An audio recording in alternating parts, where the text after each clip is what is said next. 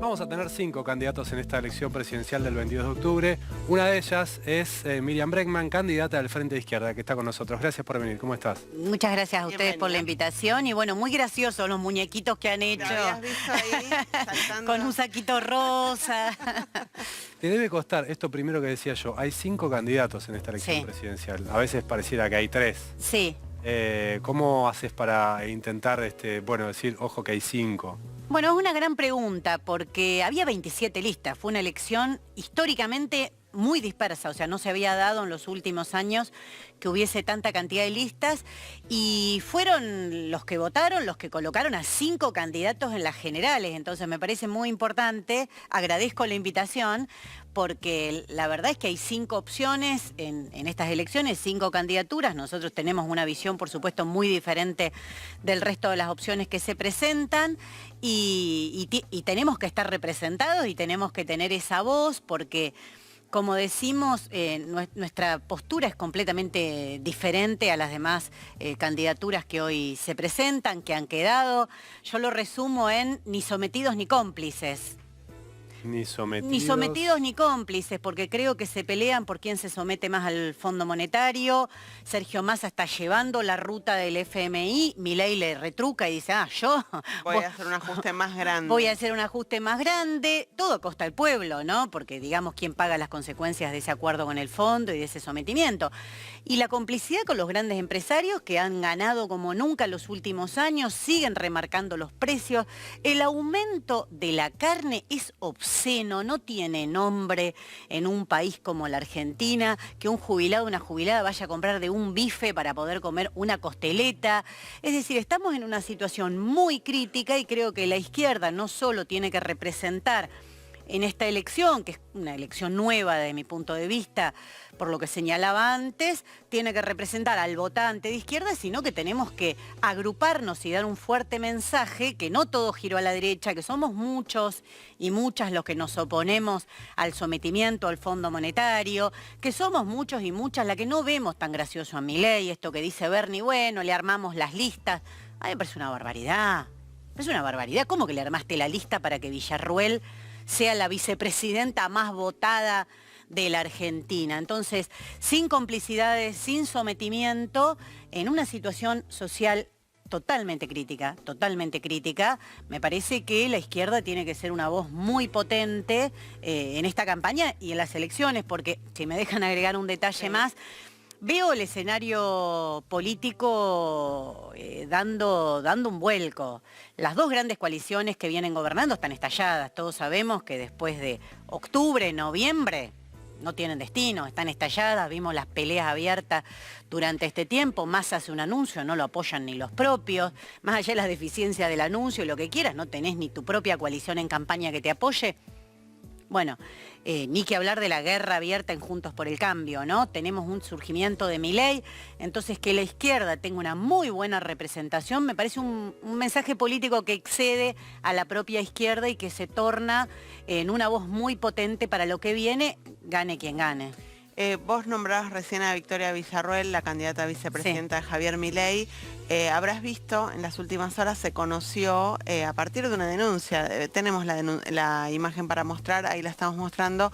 Estos son los cuadernos del represor Miguel Echecolatz y ella aparece listada allí como un contacto de Echecolatz. Esto, entiendo, surge en el marco de la causa por la investigación por la desaparición de Jorge Julio López. Vos eras la abogada de Jorge Julio López. ¿Qué pensaste cuando te enteraste de esto? Me lo mandó mi compañera Guadalupe Godoy, abogada conmigo en ese juicio. Bueno, esto es lo que aparece habitualmente en los papeles y demás que tienen los genocidas. Ellos llevaban un registro, pasó lo mismo en la causa Febrés, que fue un prefecto que se encargaba nada más que nada menos que de la sala de las embarazadas en la Escuela de Mecánica de la Armada, en la ESMA, con su computadora personal. Ellos llevaban un registro de contactos, personas a las que podían tocar, acercarse, pedir ayuda. Cecilia Pando, que es la otra que aparece ahí, venía directamente a los juicios, nos agredía, nos gritaba desde el público, y Villarruel era una de estas personas en contacto permanente con los los genocidas. A mí, yo llegué hasta el año 2015, pero buscando en Twitter hasta el año 2015 tengo ataques permanentes de Victoria Villarroel, mucho antes que sea candidata, es decir, es alguien que ha tenido esta actitud hacia quienes... Con muchas chances de ser vicepresidenta de la Argentina. Bueno, por eso. Entonces, yo creo que Milei si gana no va a tener los gobernadores, no va a tener los intendentes. ¿Crees que de alguna manera hay una suerte de contención del sistema si gana Milei? No sé si contención del sistema, yo confío en la sociedad, porque recuerdo cuando fue el 2x1, que quisieron imponer desde la Corte Suprema, envalentonados por el triunfo de Mauricio Macri, salimos a la calle y en un hecho histórico tuvieron que volver atrás con una sentencia. Entonces, yo confío en esa reserva y apuesto a que nuestra lista exprese potentemente esa reserva de movilización, de defensa de derechos de las mujeres. Pero por eso no me tomo a gracia que te digan por un lado son fascistas y por el otro lado le armo la lista. Ese doble juego no va más. Ahora, nuestro mensaje tiene que ser contundente. Ni con Milei, ni con Massa, ni con Bullrich tenemos esa contundencia para enfrentar lo que viene. Más bien, Milei es como el que pone la mesa y el resto se sienta a comer y todo el tiempo le discuten detalles. Massa dice, bueno, tan malo no es, Juntos por el Cambio habla mal de mí en el fondo, Milei no. Bueno, una serie de guiños que para los que venimos peleando contra el fondo, los que venimos anunciando que el acuerdo con el fondo se iba a pagar con el hambre del pueblo, de los jubilados, la verdad no nos causa ninguna gracia. te imaginarás que muchos ven en la posibilidad de un triunfo de Sergio Massa la única chance de evitar que Milei sea presidente. Y para aquellos, para los que Milei representa, bueno, los peores valores, las peores ideas, las peores propuestas, pueden ver ahí un resguardo en, bueno, por lo menos Sergio Massa. Yo creo que no estamos en un balotaje. Estamos en una elección general donde nos eligieron a 5 candidatos y donde lo que vos votes va a expresar el sentido de este reordenamiento político que te digo. ¿Qué va a hacer Sergio Massa? Supongamos que Sergio Massa gana en octubre. Da un batacazo, no entiendo cómo, porque la verdad con la inflación desatada lo que genera es cada vez más repudio, más rechazo su política económica, con 40 diputados de Milei. Yo ya lo vi a Sergio Massa, ¿eh? Yo lo vi cuando gobernaba Macri y le votaba todas las leyes, ¿eh? Más de 400 leyes decían que le había votado, habría que contarlas de nuevo, no tengo tanta memoria. Pero yo creo que ahora estamos en octubre, hay 5 listas y es claro lo que expresa cada una. Y nosotras nos jugamos con Nicolás del Caño, con todos mis compañeros del Frente de Izquierda Unidad, a representar a eso que no va a representar nadie más. ¿Quién va a representar esta pelea por la defensa de las libertades democráticas, de los derechos humanos? Lo que venimos peleando por eso, lo que no hacemos de esto una pose de campaña, ni un gestito para ver si me peleo 2 minutos con Villarroel. Por algo Villarroel nos viene atacando desde hace años. Entonces, en cada uno de los temas económicos, el acuerdo con el fondo, fuimos los únicos que dijimos que el acuerdo con el fondo no va. Y se vio el otro día en la ley de alquileres. Porque Milei, mucho jarabe de pico, pero lo llamaron las cámaras inmobiliarias, le dijeron, te sentás y das quórum para que Juntos por el Cambio pueda sacar su dictamen. Y se sentó. Y él decía, no, yo estoy por la derogación. No, señor, le dijeron de arriba. Por eso yo te digo cómplice de los empresarios. Se sentó, le dio quórum, después votó que no, porque no importaba el voto. Lo que necesitaban es que estuviera sentadito en el momento que se iniciaba la sesión y en el momento que se votaba el dictamen de Juntos por el Cambio. Y estuvo ahí. ¿Y sabes por qué no pudimos ganar contra ese dictamen de Juntos por el Cambio que revienta a los inquilinos e inquilinas? Porque faltaban 13 diputados del Frente de Todos. ¿Y sabes por qué creo que lo tomaron con liviandad? Porque Sergio Massa 2 días antes en un canal de televisión había dicho la ley de alquileres fracasó. Entonces, o empezamos a organizarnos y empezamos a expresar esa voz de los que queremos defender a los inquilinos y las inquilinas, lo que no nos causa gracia el jueguito de Milei, que no nos causa gracia Patricia Bullrich, que el orden y todas esas barbaridades que dice, pues ya la vimos lo que significa su concepto de orden. Bueno, o la verdad, no hay futuro, realmente no hay futuro, porque no hay futuro con una inflación desatada, no hay futuro si no tenés posibilidad de una vivienda, no hay futuro si ya no podés ni siquiera alquilar. Fue sorprendente lo que vimos en diputados con el debate de la ley de alquileres.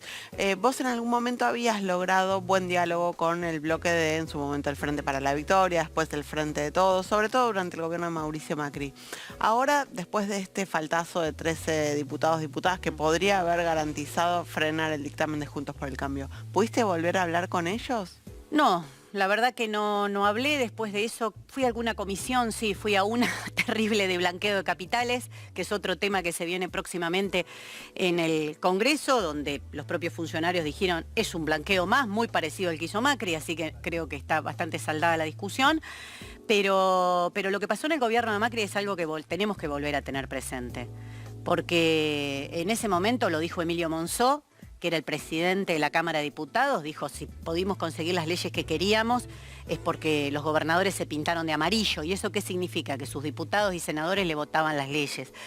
Y los gobiernos pasan, los diputados pasan, pero las leyes quedan. Las reformas terribles, retrógradas que hicieron en muchas legislaciones. La ley del arrepentido, con la que supuestamente iban a combatir la corrupción y no sé la cantidad de cosas que vendían, hicieron estrago y la corrupción sigue intacta y la corrupción en la obra pública sigue intacta y nadie puede decir que Argentina hoy es la transparencia personificada porque los empresarios siguen funcionando de la misma manera, etcétera, etcétera. Siguen reconociendo que pagaron coimas y siguen amando el subte. Es decir, y todo eso se votó y todo eso lo vi. Yo vi cómo votaban que se terminaban las jubilaciones para las mujeres, centralmente la llamada jubilación de amas de casa, y se pasaba a una pensión universal que por ley te pagan el 80%. Yo siempre lo cuento, a mí me dolió muchísimo porque mi mamá, que trabajó los 9 años, solo se pudo jubilar por esa moratoria. Y levantaron la mano todos, Sergio Massa y todo su bloque. Entonces, o nos preparamos en serio, con diputados y diputadas que no se van a vender, y dando un muy buen mensaje político a través de la fórmula presidencial, que es como se expresa la política en octubre, o la verdad, estamos resignando mucho, porque la derecha tiene una habilidad. El que es de derecha vota derecha. No se confunde, no entra en juego. El que es de derecha vota derecha, elegirá entre las distintas opciones de derecha. Pero hay un mensaje que es terrible, que vos tenés que votar el mal menor. O sea, vos estás por los derechos de las mujeres, estás en contra que se pague al FMI y no se mande comida a los comedores populares, estás en contra que le den beneficios a los que producen soja y no a las fábricas recuperadas, pero tenés que votar a uno que dice todo lo contrario, pero es el mal menor frente al otro. Entonces eso te lleva permanentemente a un círculo vicioso donde nunca tenés salida, donde siempre estás atrapado en opciones que no representan lo que vos querés. Andá a decirle a un votante Bullrich que me vote a mí porque no sé qué cosa. Te dice que no, te dice yo soy de derecha, Bregman no la voto ni loca. Bueno, creo que tenemos que empezar, los que tenemos valores de izquierda, progresistas, solidarios, en contra del individualismo feroz, tenemos que empezar a reagruparnos y dar un mensaje bastante más claro que otras veces, porque esto ya viene cada vez peor, no es que seguimos igual. Los candidatos son cada vez más de derecha, se va corriendo la agenda política más a la derecha y la situación de las familias, de la juventud, de los que trabajan, de los jubilados, es insostenible. Miriam, gracias por haber venido. Por favor, gracias a ustedes.